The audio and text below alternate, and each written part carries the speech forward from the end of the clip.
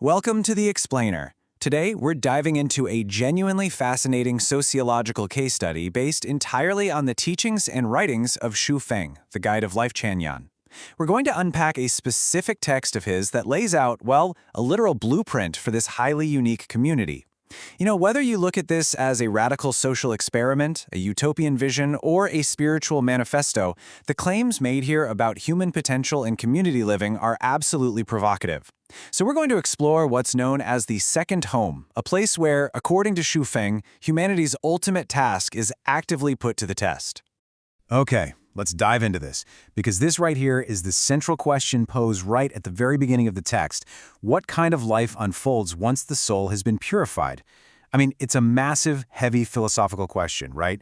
But the answer Xu Feng provides isn't just some abstract theory. Instead, he points directly to the tangible, day-to-day results of a physical community that's been operating for over a decade and a half.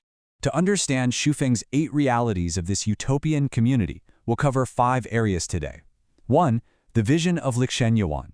2. Trust and material wealth. 3. Social and emotional harmony. 4. Resilience and spiritual awakening. And 5. The ultimate human task.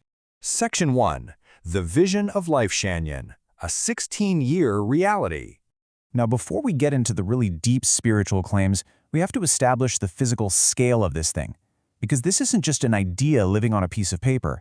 It is rooted in over 16 years of real-world application.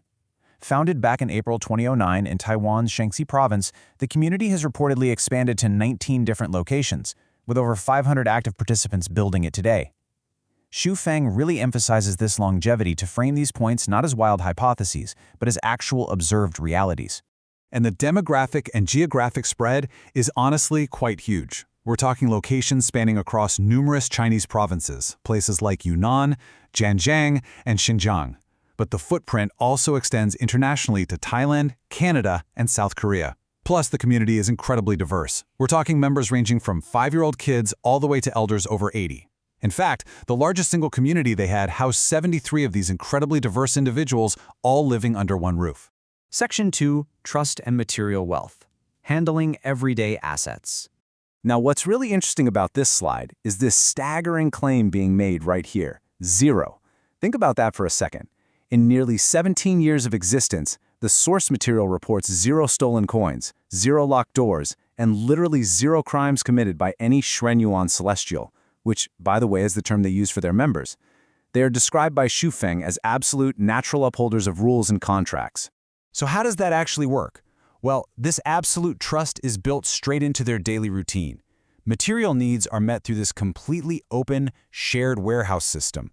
These warehouses store basically all household items, everything from your clothing down to your shoes and socks. And here's the kicker. If someone needs something, they don't have to go ask for permission or fill out a form for management. Nope, they simply walk right in and take exactly what they need.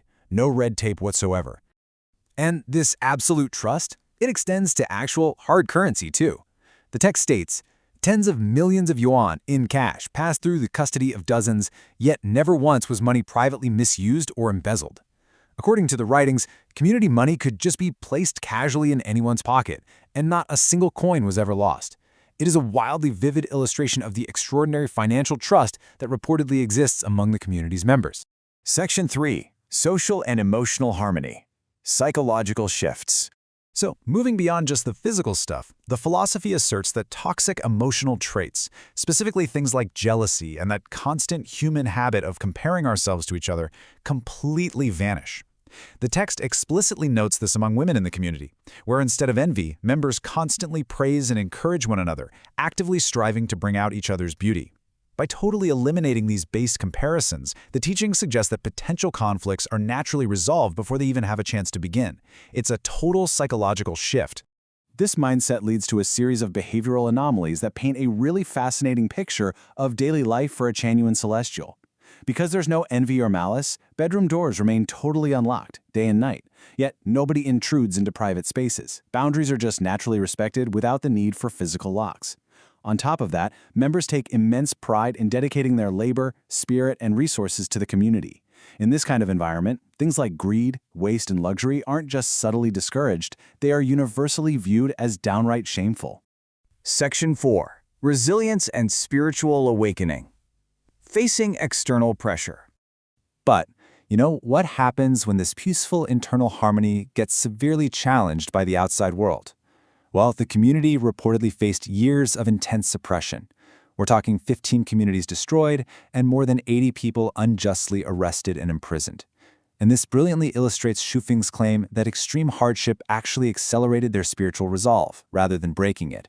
Through what the text describes as awakened spiritual eyes, the members were supposedly able to see right through immediate appearances and perceive a much larger historical and human trajectory. This spiritual awakening also completely changed how they connected with one another. With this purification, the writing suggests you can find not just a couple, but tens of thousands of true kindred spirits.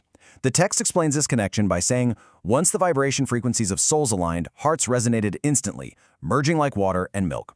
It's a really beautiful, powerful metaphor for a community where nearly everyone is considered a deep confidant, bound together by a shared spiritual frequency rather than just, happening to live in the same geographic area.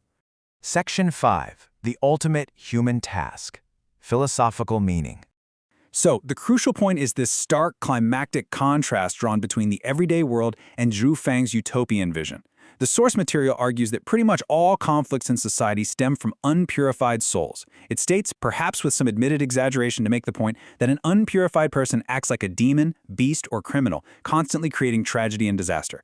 In direct contrast to that, once the soul is purified, a person acts like an angel or a Buddha, bringing only blessings, warmth, and harmony to society. Which leads us to Shufeng's ultimate takeaway from his 16 years of observation.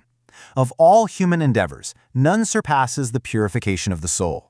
It is, in his view, the literal blueprint for a functional, completely harmonious world.